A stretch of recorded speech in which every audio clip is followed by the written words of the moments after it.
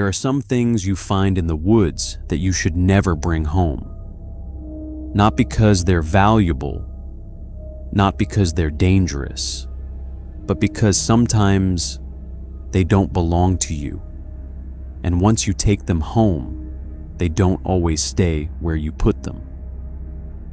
This is the story of my friend Andrew Miller. 2 years ago, Andrew worked as a freelance cameraman for a small documentary crew. They traveled across the United States, documenting abandoned towns, forgotten buildings, and local legends. One of their projects took them to a remote community called Black Hollow, surrounded by miles of dense forest. The town had fewer than 1,000 people, and according to the locals, there was one place nobody went near after dark, an abandoned farmhouse known as the Carter House. The reason? A 7-year-old girl named Emily Carter disappeared there almost 20 years ago, and the last thing she was ever seen holding was a doll. The warning. Andrew's crew arrived in Black Hollow on a cold October afternoon. There were 4 people: Andrew, the director Ryan, their sound engineer Sarah, and a local driver named Mike. As soon as they mentioned the Carter House, Mike's expression changed. "You guys can film the town," he said, "but stay away from that house after dark." Ryan laughed. "What, ghosts?" Mike didn't laugh. "People have gone into those woods before," he said. "They didn't always come back alone." An elderly woman at a local diner later told them about Emily. Emily had disappeared one evening while playing outside her family's farmhouse. Her parents searched everywhere. 3 days later, her body was found near an old stone well deep in the woods. She was still wearing her pink dress, and she was still holding her doll. Police believe she had been killed by an animal, and the case was eventually closed. But locals claimed Emily had told her mother about a man watching her from the woods, a man who wanted her doll. Nobody ever found him. The doll. The next morning, the crew entered the forest. The deeper they went, the quieter everything became. No birds, no insects, not even the sound of the wind. After nearly 40 minutes, they reached the abandoned Carter property. The farmhouse was barely standing. Broken windows, rotten walls, an old stone chimney rising from the collapsed roof. Behind the house was the well. Mike refused to go any farther. Andrew walked toward it with his camera. That's when he saw something lying in the leaves. A doll. It was an old porcelain doll wearing a faded pink dress. One eye was missing. Its face was cracked. Its hair was tangled with dirt. But strangely, it looked like someone had placed it there recently. Andrew picked it up. Mike immediately shouted, "Put that down!" Andrew laughed. "It's a doll, Mike." Mike's face went pale. "That belonged to Emily." Nobody spoke. Ryan finally said, "Get a close-up. This is exactly what we came here for." Andrew raised the doll toward the camera. At that exact moment, Sarah's audio recorder captured a faint whisper. She played it back. A little girl's voice said, "Take me home." The first night that evening, they returned to the motel. They reviewed the day's footage. Everything looked normal until they reached the shot of the doll. The video suddenly distorted. The screen flickered. For less than a second, a little girl appeared standing behind Andrew. Pink dress, long hair covering her face. Ryan froze the footage. The girl was gone. "Digital glitch," Andrew said, but nobody laughed. That night, Andrew went to sleep around midnight. At approximately 2:13 a.m., he heard something. Tap, silence, tap, then tap, tap, tap. It sounded like small footsteps crossing the motel floor. Andrew turned on the lamp. Nothing. Then he looked toward the chair. His camera bag was on the floor, and the doll was sitting beside it. Andrew was certain he'd put it inside the bag. He picked it up, placed it inside, zipped the bag shut, and locked it inside the closet. A few minutes later, he heard a child's voice directly beside him. "Where's my doll?" Andrew didn't sleep again. Emily. The next morning, Sarah announced she was leaving.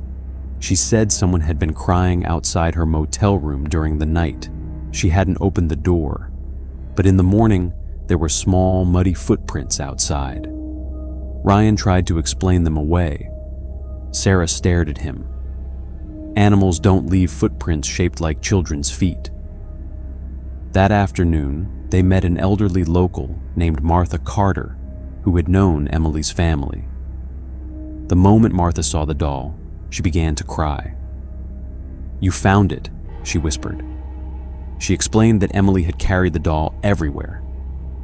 On the day she disappeared, Emily told her mother that a man in the woods had been following her. He kept asking for the doll. 3 days later, Emily was found near the well. Her mother later claimed the doll had disappeared from the police evidence room. Nobody knew where it went, until Andrew found it. Martha looked directly at him. "You need to put it back." "Where?" "Where they found her." 2:13 a.m. That night, Andrew woke up. The room was freezing. His phone showed 2:13 a.m. The power suddenly went out. He turned on his phone flashlight and saw the doll sitting on his pillow. The closet was still locked. The camera bag was still inside. But the doll was outside, right beside his head. Then Andrew heard breathing, not his own. Someone was standing in the corner, a little girl, pink dress, bare feet, long dirty hair covering her face. Andrew whispered, "Emily?" The girl slowly raised her head. Her face was pale and cracked. One eye was nothing but a dark hollow. Then she whispered, "Give it back!" Andrew ran from the room. Ryan was already standing in the hallway. "You saw her too?" Ryan nodded. "She was standing outside my door." Then they heard something downstairs. Tap, tap, tap. They looked toward the staircase. Small, muddy footprints were appearing one by one on the carpet, leading toward them. The return. Before sunrise, Andrew, Ryan, and Mike drove back into the woods. They carried the doll with them. At the old well, Andrew placed it on the ground. For several seconds, nothing happened. Then a little girl's voice came from behind them. "Not here." They turned. Emily was standing between the trees. This time, she didn't look angry. She looked afraid. She pointed deeper into the forest. "She's waiting," Andrew asked. "Who's waiting?" Emily pointed toward an abandoned shed. Then she disappeared. Inside the shed, they discovered an old wooden box buried beneath the floor. Inside were children's clothes, photographs, and a handwritten note. It read, "If anyone finds Emily, please take her doll to her grave. She was always afraid of the dark." At the bottom was a name, Elizabeth Carter, Emily's mother.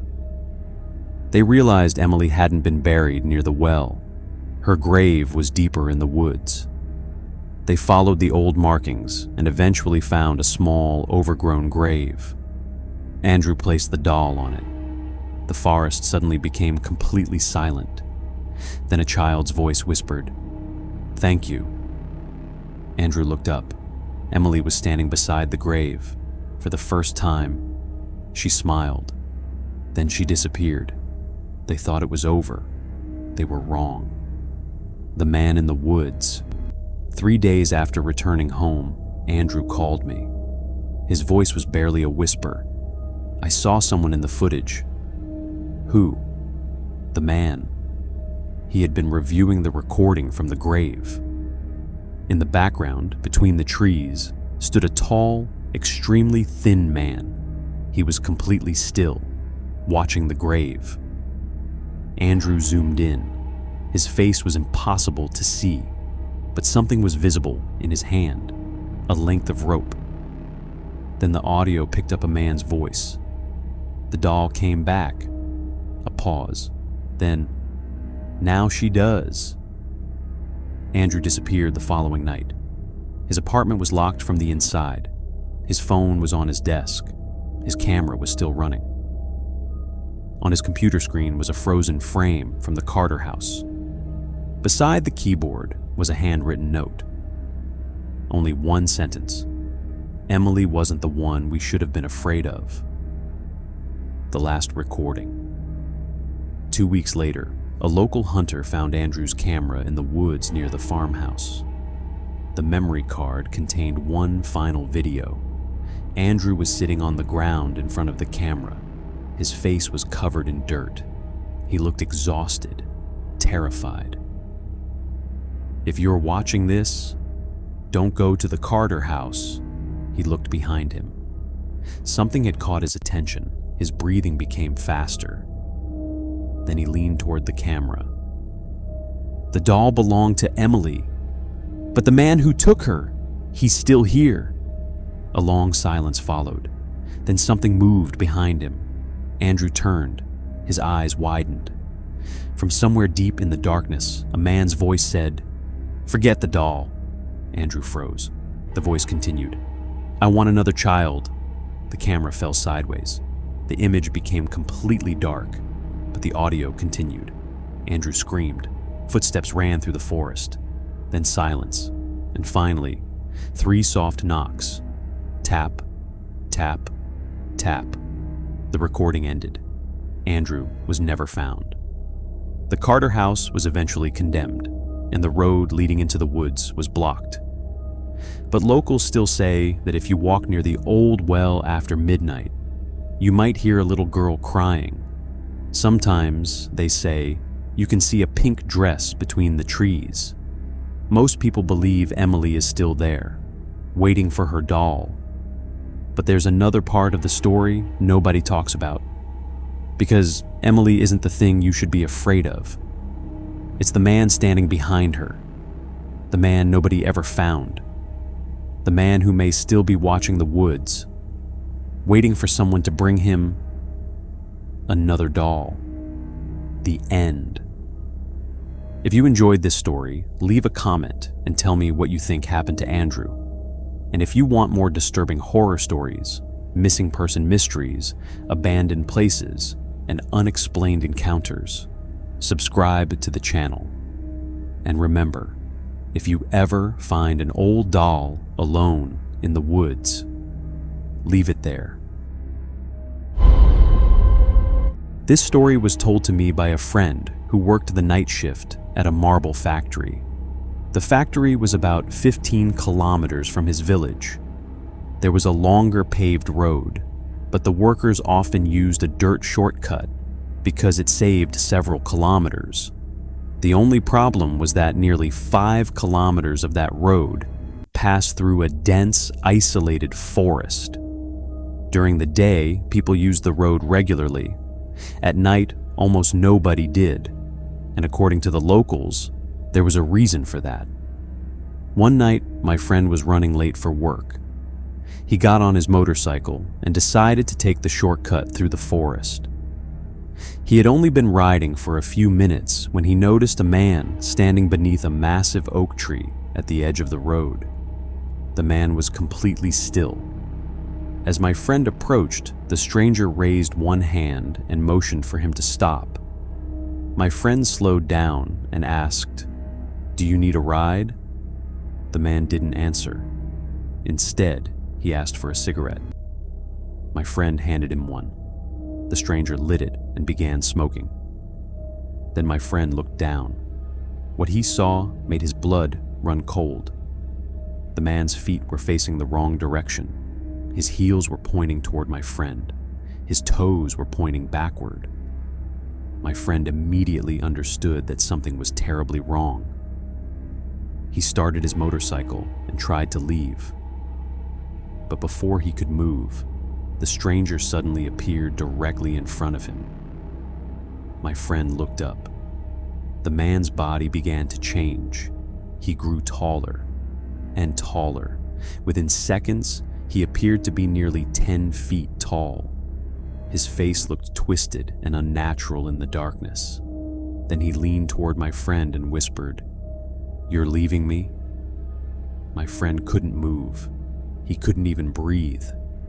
Suddenly, a violent gust of wind swept through the trees. The creature's voice became deeper. "Take me with you." My friend couldn't answer.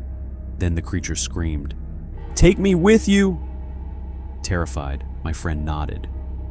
The creature climbed onto the motorcycle. My friend started riding.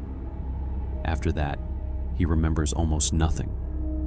He only remembers speeding through the darkness. When he finally reached the factory, he had traveled nearly 10 kilometers. The moment he arrived, he lost control of the motorcycle and crashed. His co-workers ran toward him. He was drenched in sweat. His eyes were wide open, but he didn't say a word. He simply stared at us with a terrified expression, as if something was standing behind us. We asked him what had happened. He didn't answer. Then one of the older workers pulled us aside. "I think something followed him," he whispered. We didn't know what to say. The old man told us that people in the area believed certain spirits could attach themselves to travelers who encountered them alone at night. Then my friend suddenly raised his hand. He wanted another cigarette. We gave him one. He smoked it incredibly fast. Then he asked for another. He smoked that one even faster. The old worker looked directly at him and asked, "Who are you?" My friend slowly opened his mouth. But the voice that came out wasn't his. He began speaking in a strange language none of us understood. The old man immediately became frightened. He told us about a small shrine near another factory where a local spiritual healer lived. Maybe he could help. The problem was that my friend had suddenly become extremely heavy. 3 of us couldn't lift him. So I ran to another factory and brought 4 more workers.